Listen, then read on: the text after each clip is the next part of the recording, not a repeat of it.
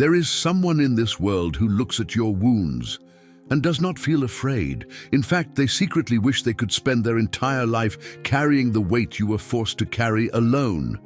Not because they pity you, not because they think you are broken, but because somewhere deep inside them, they see your pain the way sailors see storms. Dangerous, beautiful, and proof that you survived something most people never could. You may not even notice this person yet. Maybe they sit quietly in your life, watching you laugh harder than necessary because you don't want anyone to notice your sadness. Maybe they notice how you apologize too much, how you say, "I'm okay," too quickly, how your eyes sometimes look exhausted even when your mouth is smiling. And what terrifies them is the thought of you continuing life believing you must suffer alone. Carl Jung once said, "Where love rules, there is no will to power." Real love does not arrive to control you. Real love arrives with gentle hands and says, "Give me the burden for a while. Rest." But here is the strange part. Many people spend their entire lives chasing excitement, beauty, status, or temporary passion, while unknowingly ignoring the rare soul who truly wants to protect their heart. Because the people who want to heal you rarely announce themselves loudly. They reveal themselves quietly, through patience, through consistency, through the way they stay when everyone else leaves. And tonight, you may finally realize that someone has been loving you in silence this entire time. Part 1. The person who notices the pain you hide. There is a reason some people feel different around you, not louder, not more charming, not more dramatic, just safer. Because while others are fascinated by what you show the world, this person pays attention to what you try to hide from it.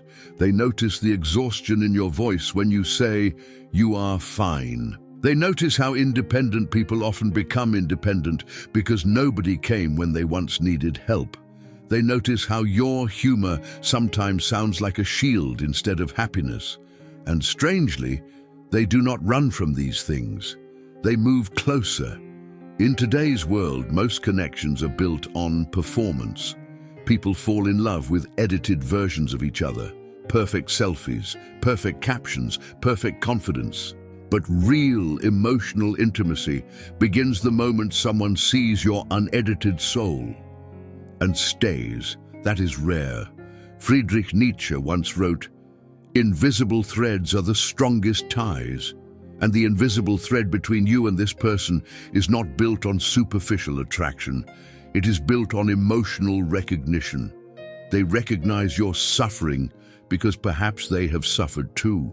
Maybe they understand what it feels like to be abandoned, to overthink every text message, to fear becoming too much for people, to carry silent battles nobody applauds. And because they understand pain, they know how precious gentleness is. This is why they are patient with you in ways others are not. When you pull away emotionally, they do not immediately accuse you of being cold.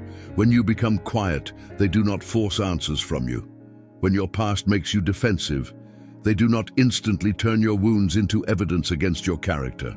They try to understand before they judge. That kind of love is no accident, because emotionally mature people know something most of the world forgets. Every difficult behavior is often a survival strategy wearing armor. The person who hopes to marry you is not searching for perfection. They are searching for truth. And your truth, even with all its scars, feels beautiful to them. Because they do not just see who you are now, they see who you had to become to survive. And sometimes the deepest form of romance is meeting someone who says, "You do not have to fight every battle alone anymore." Part 2. Why they want to protect your heart instead of possess it.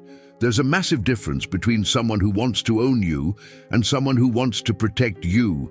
Unfortunately, many people confuse the two. Possession says, "You belong to me." Love says, "I want your heart to feel safe with me." And the person who secretly hopes to marry you understands this difference deeply. Because they are not obsessed with conquering you. They are moved by the idea of easing the heaviness you carry every day. Think about it. Most people are attracted to happiness because it feels convenient. But rare souls are attracted to wounded hearts because they understand the courage it takes to keep loving after disappointment. That is why this person studies you carefully, not in manipulation, not in calculation, but in tenderness. They remember the small things you casually mention, the song that makes you emotional, the memory you avoid talking about, the insecurity hidden behind your confidence, the moments when your energy suddenly changes because something triggered an old pain. And slowly, without even realizing it, they begin designing their love around protecting those fragile places inside you. This is something modern relationships often forget. Real love is not measured by intensity, it is measured by emotional safety. Anybody can create butterflies, but not everyone can create peace. Carl Jung believed that people unconsciously search for someone who helps them become whole. And perhaps this person sees your pain not as a burden, but as something they wish to help heal beside you. Not because they think they can save you, but because love naturally wants to reduce suffering. When someone truly loves you, your tears start feeling personal to them. Your anxiety affects them. Your loneliness quietly hurts them too. That is why they imagine marriage differently from most people. To them, marriage is not just romance, it is partnership against the cruelty of life. It is two exhausted humans standing back to back against the storms of existence saying, if the world becomes too heavy for you, lean on me.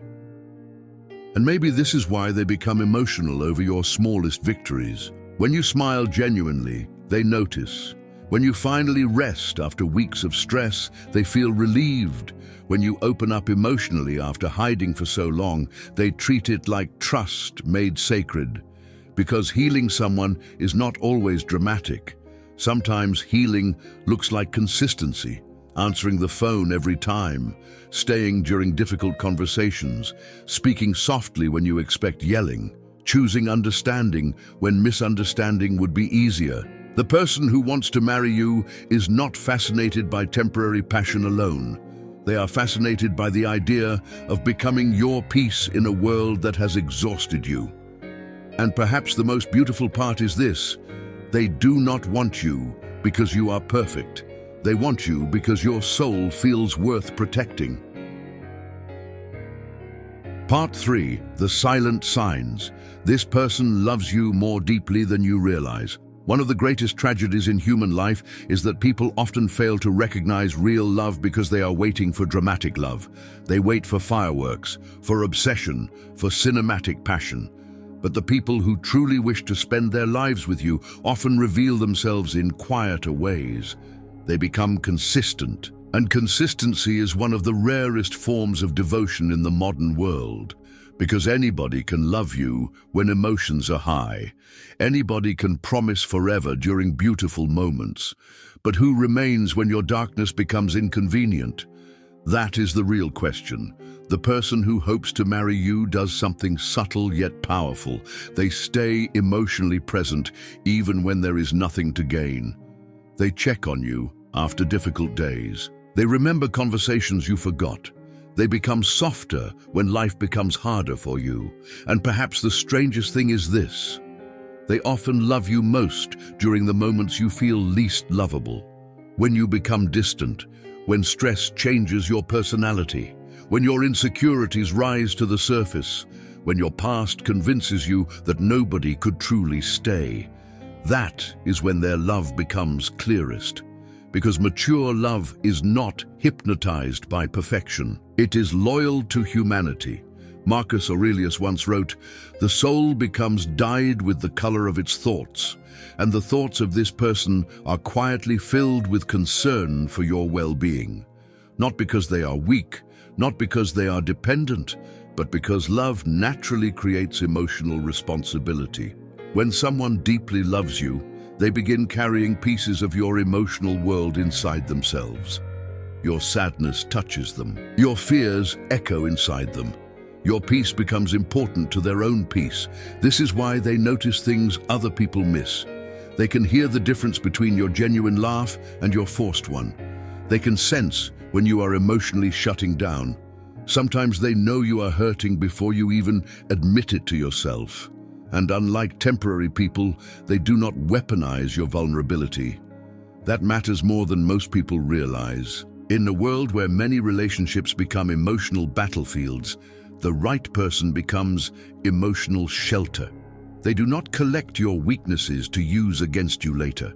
They protect the fragile truths you reveal to them, because real intimacy is not built through impressing each other. It is built through emotional safety, and maybe one of the clearest signs they dream about a future with you is the way they imagine your healing as part of their own happiness. Seeing you rested makes them happy. Seeing you hopeful makes them happy. Seeing you finally believe you deserve love makes them happy.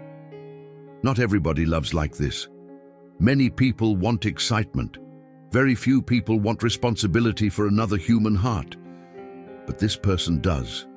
Quietly, deeply, sincerely.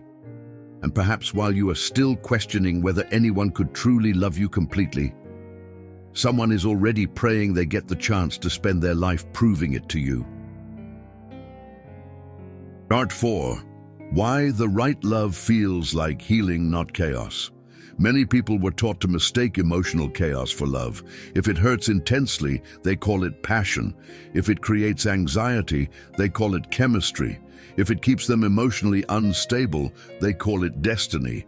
But healing love feels different, quieter, safer, steadier. And sometimes people reject healthy love at first because peace feels unfamiliar to a nervous system trained by pain.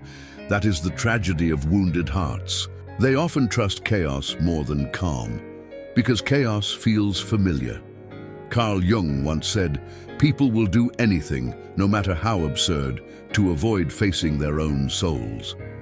And many relationships become distractions from loneliness rather than places of genuine connection.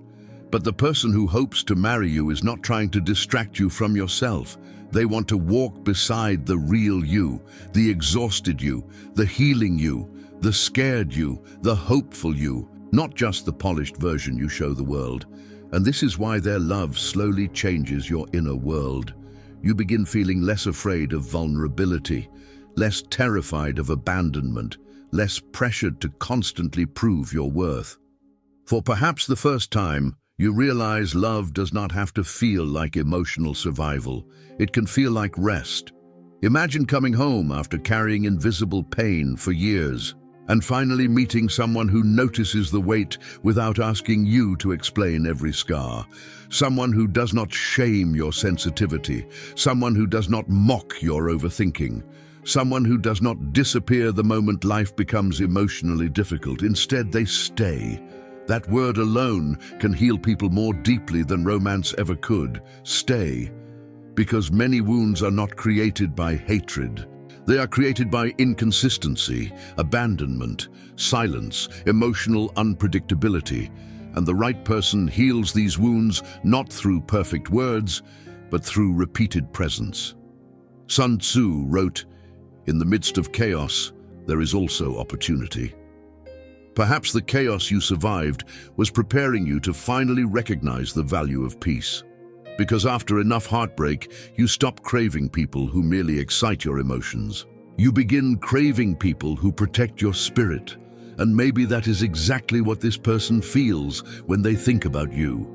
They do not imagine a perfect relationship without hardship. They imagine becoming your companion through hardship. They dream about being the person you can collapse beside after terrible days. The person who kisses your forehead when life overwhelms you. The person who reminds you that your pain does not make you difficult to love. That is not ordinary attraction. That is devotion.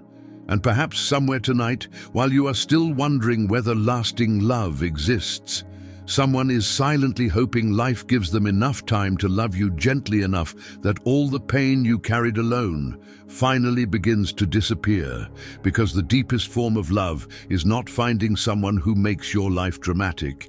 It is finding someone who makes your soul feel safe. And maybe, just maybe, that person has already entered your life.